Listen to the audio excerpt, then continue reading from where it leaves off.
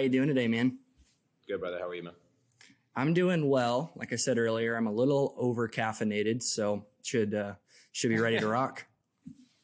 It'll be so. You're in That's Canada, good, right? First thing in the morning. I hope that. 100%. You're in Canada, right? Yeah. Okay. Never been. Yeah, so we're in Toronto. Yeah, Toronto. Oh, let's go. Are you a Raptors fan or are you not into basketball? I mean, not super into basketball, but I think at the same time, you just kind of have to be a Raps fan if you're in Toronto. It's in your city. Anything for basketball. So. Right. Well, yeah, exactly. Although you're supposed to be a Leafs fan, and I'm not that either. So we'll see. No, 100%. What's your NHL team? I don't know if I should say it on a recorded platform, but at risk of offending people, I'm a Sens fan for some reason. Okay, cool. Well, I never been super into NHL, only in the game when I was like in high school on PS4, but yeah. I mean, Vince Carter with the Raptors, early 2000s, that was like the coolest phase of basketball, I think, in the history of basketball. The sick jerseys. That was the time. Did you, that was our shot. 100%. So give me like the 2-minute version of Andrew. Who are you? What do you do? Well, I'm excited to learn about you today. I appreciate it. Yeah, I'm very simple stuff, man. I mean, I've got a background actually not in business or sales whatsoever. I went to school for law and went down that route. Cool. Absolutely fucking hated it. I thought it was the most boring thing in the world, but I think I just, first one in my family to go to university. I think the pressure was on to go down the academic road, even though it definitely was not for me. But, an expensive 5 years later, and I came out wanting to make money and not really sit in a courtroom all day. So right. I went into tech sales for a real estate marketing company back in 2016. And from there, ultimately, we were selling a great product, had a good company. When me and my now co-founder of our company, when we started there together, it was a team of 4 or 5 people. We were working out of the CEO's bedroom in their condo. And by the time we left 4 years out, I think they'd grown the company. We built it up with them to about 40 or 50 people by the time we were out of there, doing pretty good numbers, good revenue. And so, like I say, great company, great group of people. But at the end of the day, we kind of just wanted to see what we could do for ourselves. So fast forward years, we've got our own organization now in the same space doing, a very different service, but we're in the same space, in the real estate space across North America. Got about 850 clients, pushing some good numbers as well, growing our team. We've got a team of 25, 26 people ourselves now, office here downtown. So, yeah, man, it's been a fun few years. It's been an interesting last decade, I'll tell you that. But, it's been great. Yeah, that's super cool. And just for my own sake, I saw your stuff come up on TikTok, and then I found you on Insta and got connected, and I've been super intrigued. I think sales is one of the most important techniques or things that somebody needs to know. So talk to me a little bit about starting your own business. So I'm always fascinated when somebody takes the jump. Obviously that's a big risk. Was it something where you were like, I hate having a boss, or was it like, hey, I think I see a gap here? What was kind of the why behind starting it?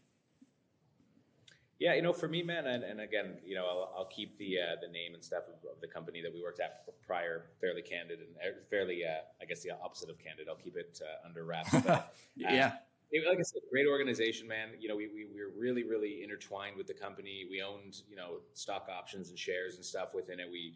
Me and my co-founder were very, very entwined with it. And it was, like I say, just a great place, great company. But I think ultimately, not hating having a boss by any means. I think that, the last guy I worked for was, my favorite boss I've ever had. He taught me so much stuff about business and sales and just, just growth as an individual. I changed for the better drastically after working there, and just did a full, 180 on my ambitions and where I was in life and where I wanted to go. For me, starting the business, it's always very, very openly, it's always been about, earning money and earning a good living from family. And I mean, anybody who goes into business for any other reason, I mainly don't believe them. Right. But on the flip side of that, I think it's important to while you're doing that, pursuing it in a noble way and actually solving a problem or noticing, like you said, a gap in the market that you can solve. So, the product we were selling, we liked it. It seemed good, but ultimately for us, we thought we could do something a bit better and provide, next level results for the similar client base. And so, the leap for us wasn't quite as scary as I think maybe for some. We were able to keep our startup costs really low. We operate a really lean business.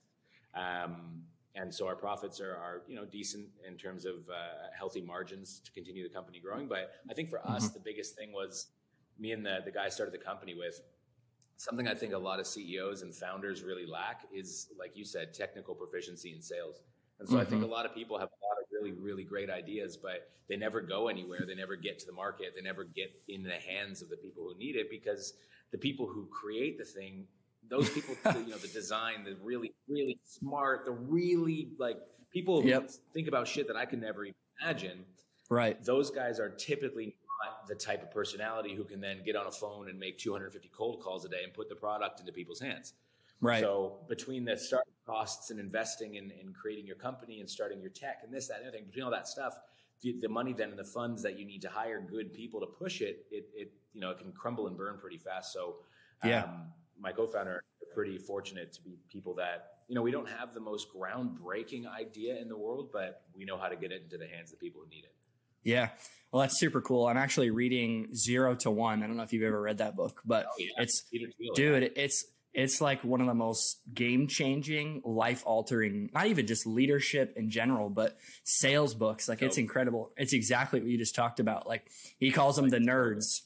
Like, the nerds, they know how to build it. They know how to crush it. They got all the tech stuff down, but you need to have people who can hit the phones, cold emails, and just know how to sell the thing.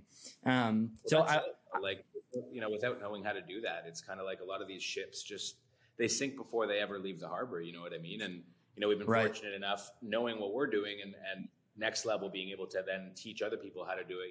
Most of the people we attract into our organization, transparently, man, they don't really have a lot of a sales experience when they come in here. A lot of the time we're kind of the company who gives them their first opportunity into this world. And it's something that for me is really important because, at risk of rambling on here, when I decided to leave law and make that jump into the sales world, it was fucking hard to get a job, man, because I applied to maybe 300 or 400 different organizations around Toronto. And it's that dichotomy. Everybody's like, I wanted you to have 6 months experience before you start here, but no one's willing to give you the 6 months experience. So this company I ended up working for, when they gave me that shot, I went all in with them because I was really grateful to them and thankful for the opportunity, and just kind of put my entire being into learning sales and development, personal improvement, stuff like that. And it obviously paid dividends, but we're often that place that we do give people that first shot, and because they're able to earn quite a good living while learning, like you said, really fundamental life skills in the world of sales, we end up, keeping these people around for quite a long time and just created a really good team around us. Yeah. Well, and I think that's always ridiculous, right? Like you see on the not the resumes, but the job listings, and it's like entry level position, need experience. It's like, you must be a really bad leader. Like, you can't develop anybody. Like, fine by me, won't ever work for you. But dude, I come from the marketing, advertising, sales, kind of more the marketer type of creative mentality. Cool. But I made a post that offended like 10,000 business owners, because I said, if you need to advertise your product, it's not a good product. Like, and again, sales and advertisement is key. But again, it kind of went down to the core foundations of working with the tech side of it, like creating a beautiful product, whether it's a e-cigarette or a tech SaaS company. There's always space, and it needs to be sales. So kind of progressing here, I always love to ask this. Talk me through your daily disciplines, like your daily routine. I love talking to, we've had NFL players on here. If there's anything that you do maybe on a daily, weekly, monthly basis that is foundational to you as a person, talk me through that. Yeah, man, you know what? It's at the risk of sounding cliche, I always think, and I can't remember who said this, but I heard it a long time ago. But success leaves clues, and it might have been someone like Oprah or Jim Carrey or something like that. But these like big players, man. And one of my like foundational beliefs is if you don't have what I want, or if you're not a level above me, I'm not taking advice from you. I'm not listening to your shit. Like, you know, if you're trying to help me do something that you've never done before and you're not where I want to be, man, that's not the guy I'm trying to listen to. So maybe it was Oprah, but she's a billionaire. So she's doing something. Hey, right. You know what I mean?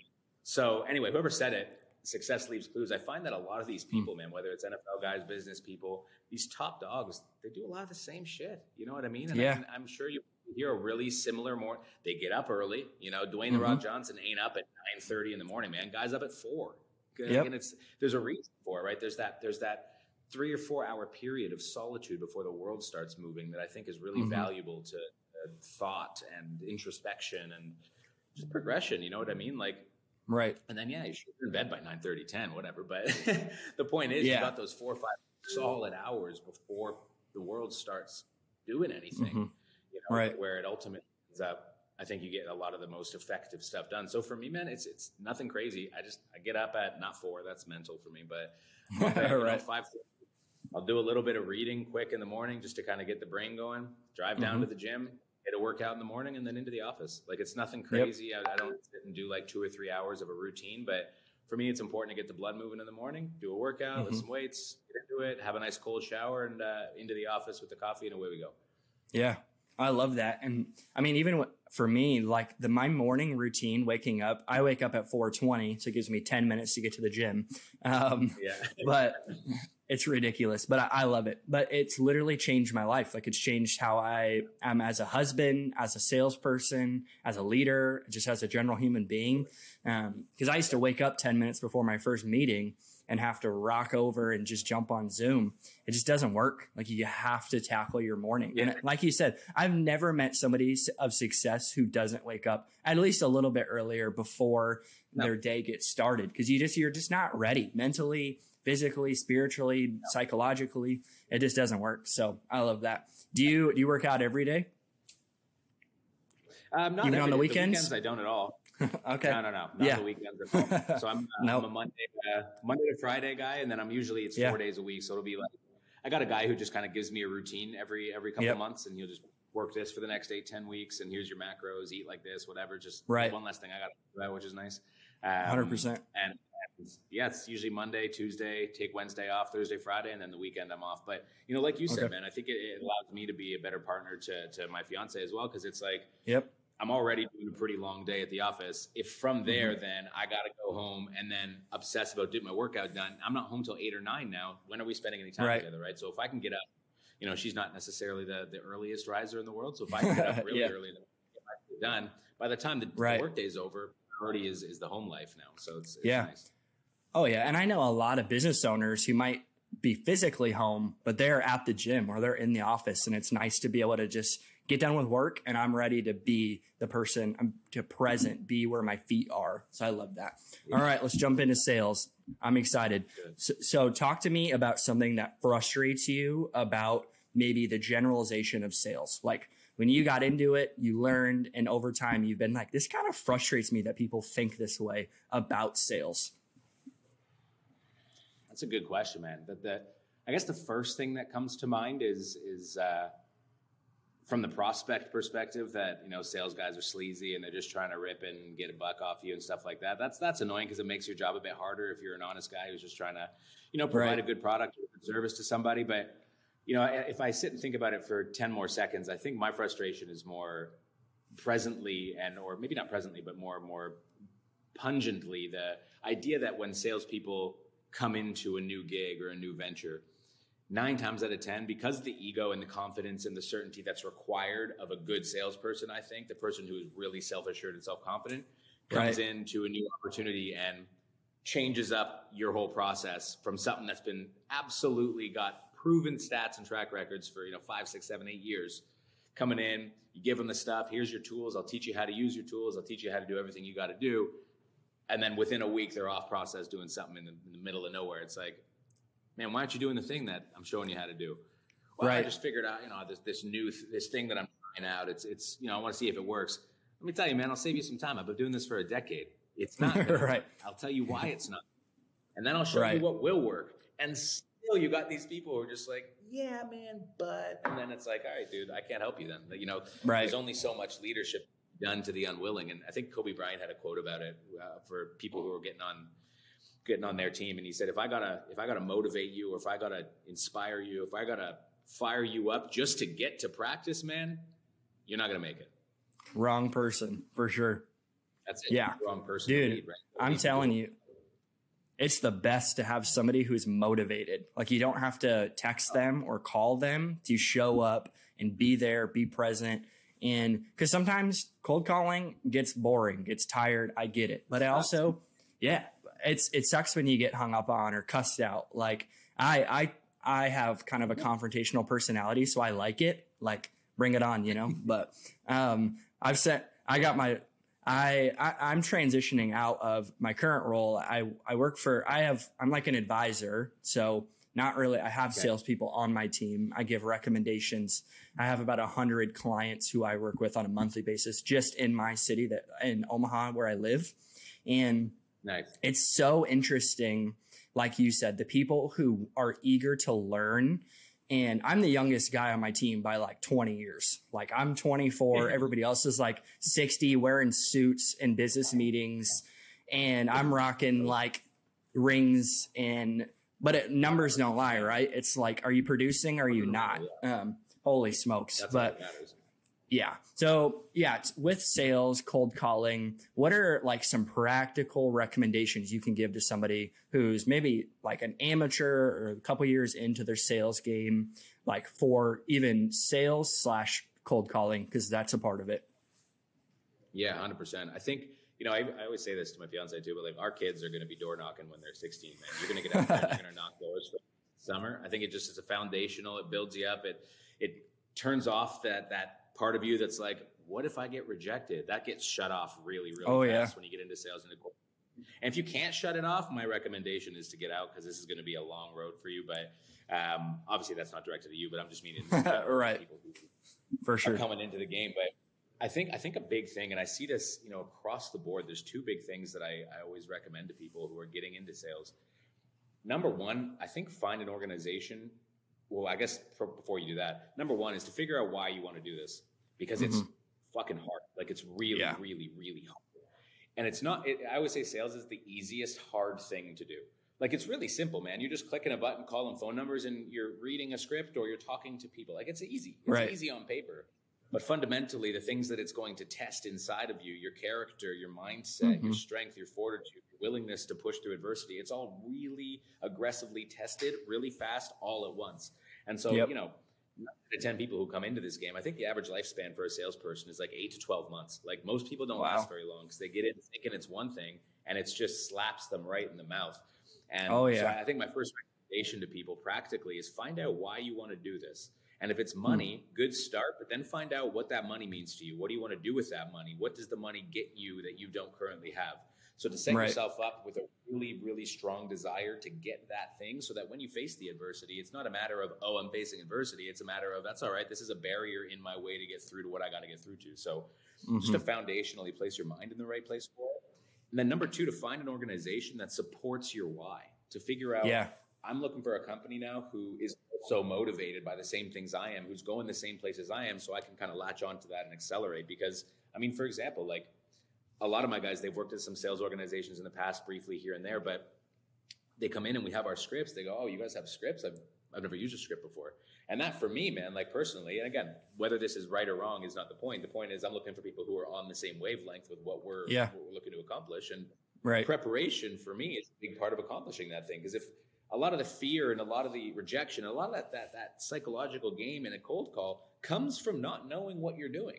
It comes from, I don't know what I'm going to say next. That's the fear. Like, what if they pick up? Now what? Well, if you have a script in front of you that's going to tell you what to say, and then if they say I'm not interested, you got a button you can click that'll pop up the next thing you got to say. You're not going to worry too much, because it's like, I know what's coming. It's predictable. It's routine, and it's laid out. And eventually you get to a point where it's second nature to you. It flips through the switch that, like, it's just, you hear this and you say this. So I think those three things for me, foundations, just getting your why set up, finding an organization that is in line with that, and then just get a script. If they don't have one, make one. Or just join a different business. Or do that. especially if you're new, that helps. Yeah. I remember in college, I worked for the admissions area like you had to, and they gave me a script. And my goal was literally just to get people to do tours at our college. And the college sucked. Like nobody liked the college. So it was like calling people to tell them to come to this like little college in the middle of a cornfield. And people are like, dude, I'm not coming. It's like, I wouldn't either. But it produces that, you said, that fear of rejection. I think that's what people have. And I think it helps with sales managers to be able to speak into that, encourage that, like very early on. I mean, I remember when I first started cold calling, my boss would just be on Zoom with me, listen to me. That's awkward, obviously, but he would also be able to say like, dude, you crushed it, but here's something you should change. Here's some lyrics that will really help that objection. And it helps, like it builds your confidence, and helps your confidence when your boss actually cares about you more than just what you're producing. And as a CEO, as a founder, I want to talk through two things, and then we'll go into our like last area, but interviewing, applying, but then also like retention. Talk to me a little bit about that, because I think it's, I've seen it done really well. I've seen it done really poorly. Obviously nobody's perfect, but talk to the CEO or the founder about something that maybe you've seen that goes really great, about maybe getting applications, creating a company that people even want to work for, like culture. Give it to me. Yeah, well, I'm really bad at interviewing, man. I'm so bad at it. Like, I'd say it's easily one of the weakest points of the company is not attracting good talent. That seems to happen fairly organically with, like you said, our TikTok content, our content online. I mean, we've gotten some great people come in through the doors and stick with us for quite a long time, just from seeing our presence online and kind of relating to, who I am, who the brand is, what it is all about. But for me, man, the biggest challenge that I face, and if there's any CEOs out there who want to give me a nudge on this, please feel free. But ultimately, I find the interview process itself, all it does for me is it separates people into fuck no, absolutely not, or everybody else. Yeah. And it's because I think you got to be some special kind of useless if you can't even interview there that well. It's really not too hard to nail an interview. You know what to say. You know what they want to hear. You know the deal. If you spend 10 seconds researching the company, you know their goals and what they're trying to achieve. And if you just align whatever you're going to say with all the bullshit that they put online, you're going to sound great. That doesn't mean a single thing about how well you're going to perform in the job, and especially in sales, because again, a good interview does not mean that the person's a good salesperson. In my experience, plenty. And train as you might and provide resources as you may. Like you said, I mean, I got two guys who started on Monday, and for this entire week, my office is in their sales room, just sitting right beside them, doing exactly what you said. Every call saying, that sounded good, change this, go again. That sounded good, change this, go again. That sucked, don't say that again. That's not right, do that again, do this different. Hey, get back on script. You know what I mean? Just guiding that through so that they form really good habits. But the thing that I would recommend, and I don't know if everybody does this, but I think I might have learned it from, his name's Jeff Hyman. His book's called Recruit Rockstars. Absolutely fantastic read. And one of the things he said in there is to do a practicum as part of your interview process. So now what we did and implemented from that, the first call is a phone screen, just 10 minutes where my recruiter will just chat with you, get to know who you are, what you're looking for. Great. If that looks good with your resume, we'll bring you in. Again, resumes I think are functionally useless because you can make that thing look pretty good and lie all day on that. 100%. You know what I mean? Like sometimes I think I didn't go to school, man. No one's ever checked to see if I have that degree. I could have just said I have it. Right. Like, 100%. Expensive piece of paper. So anyway, we bring them in for the interview. We do the on-site with the recruiter and myself. We do the interview for about an hour, get to know them, dive deeper on what they're looking for, what we need, and make sure it's in line. But then the final thing we do for sales particularly is a role play phone call. So they'll go home, we'll send them our scripts, and we'll give them a day or two to prepare. And then Jenna will call them within the next 48 hours to do a role play where they'll just have to actually do our sales call, see how you sound, see how you handle objections, see how you think on your feet. And that's been something that's really helped us, is to do a practicum. So whether you're hiring salespeople or account management or CEOs, what I've found has been helpful in the sales role, at least, is to give them the day-to-day. Here's what you're going to be doing. Yeah. Do it for a second, and let's see how you do this. And, for some people, if the practicum is a little more involved, if you're hiring maybe like an account guy, or if you're hiring someone who's going to manage the whole team, maybe bring them into the office for the day and have a practicum with them for a full day and compensate them for it. Tell them, look, I'm not trying to get you to work for free. Here's, a day's pay that you would normally get by working here, but here's some issues we're trying to solve. How would you solve these things? Go, and just kind of get them to do it. Yeah, that's really smart. I remember I owned a marketing company for 3 years, like digital, just did digital straight, like social, websites, all of it. I just kind of learned it on the fly. I knew how to sell, didn't figure out how to do any of the other stuff. I just like needed to make money because I was broken in college. But I remember once I needed like contractors, like people who could actually like post on social and do this stuff that I didn't want to do anymore. And I always told our people who are doing any recruiting, like, hey, this should not last more than 15 minutes. Like that first initial call, like, cause what I've found, and it's funny, I made a post about this yesterday, but most of the time we're just talking about ourselves on the calls.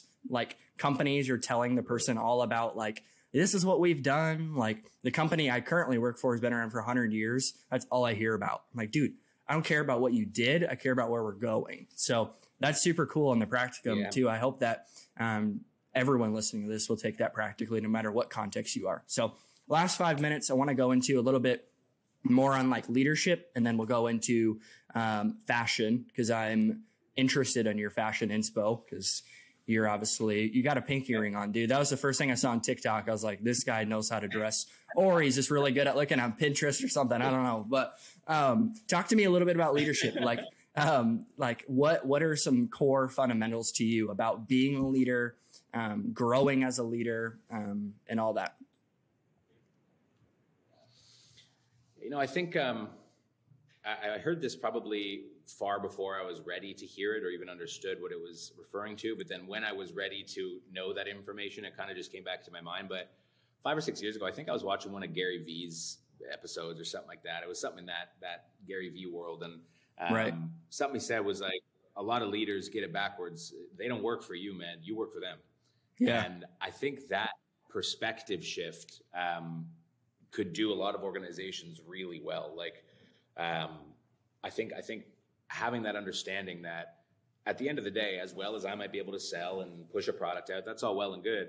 But if it's just me, I don't have a business. You know, the business is in the people. And so for me, the thing that I found really just works really well for me is just leading with empathy, right? Being able to understand that the 25 guys and girls in this room, in this office with me right now, yeah, they work with Real Qualify, but number one, they're never, ever, ever going to care about this place as much as I do. Obviously not. Of course not. It's not there. If I want to care as much as I do, I got to give them half of it.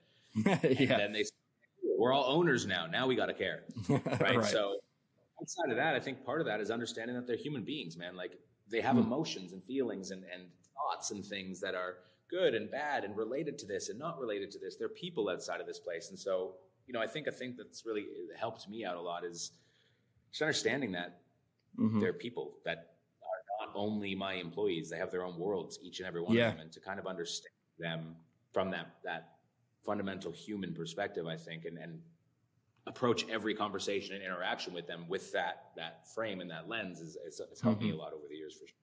Yeah. Well, it's so good. Like servant leadership, I think is obviously been around for thousands and thousands and thousands of years. And people, I think, are dictators and not leaders. And it's a dangerous place to be. And it's also like such an insecure world, like where people just like hold a salary over your head, hold numbers over your head when instead of asking, hey, what's going on outside of your 8 to 5 that maybe we should talk about, or, hey, you should take the day off, dude, go home, work out, drink some water, relax. Like the sales calls will be here tomorrow. So I love that so much. It's like, holy smokes, dude, the phone will be there tomorrow. Like, relax. Like, and I think that's the big thing. Like Simon Sinek is a guy that I follow pretty religiously. I like his content quite a lot. And one of the things he says is like, who do you think is going to be more inspired to come work for you tomorrow? Is it the guy that you say your numbers are down, pick him up, or we're going to have a tough chat?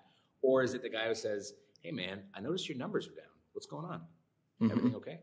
You know what I mean? Like that second guy is going to get a lot more loyal following than the first guy. You know what I mean? Right. Yeah. I mean, you'll keep your employees for one, but holy smokes. It's like it's like, we've all had bad bosses and we've had great bosses and we've had great leaders and bad leaders. But the reality is you're either growing or you're dying. That's what I say. Like, dude, you're either progressing or you're dying. There's no plateauing. So, all right, fashion inspo. Give it to me because I want to take it selfishly. Who are your people that you look at? Some brands? Like, what do we got going on? Honestly, man, like, none of it's even really branded all that crazy. I'm an Italian guy in my soul. So my family's from Sicily, and I think that's where the pinky ring probably comes from, just as a natural thing. That's a very popular thing with the Italian men. So I think that's really all where it is, man. The slicked hair, all of it is just like, I look at what would the Italian stud do, and no, I love that. Suit on that. Let's go. Yeah, my cousin actually was born in Italy. I don't know where, maybe Palermo or somewhere, but his mom, like his whole side, does not even speak English. Like they live in Italy. So it's super cool. So dude, seriously, thank you so much for being on. I hope that I didn't waste your time. I value it so much. It's seriously, and I hope the people who are listening to this like took notes, because you gave us a lot of nuggets and I learned from it. So I appreciate it a ton. Hey, I appreciate you, man. And like I say, anytime you want to talk again in the future, hit me up. We'll do it again. 100%. Cool. I'll edit it. And the only thing I need from you is just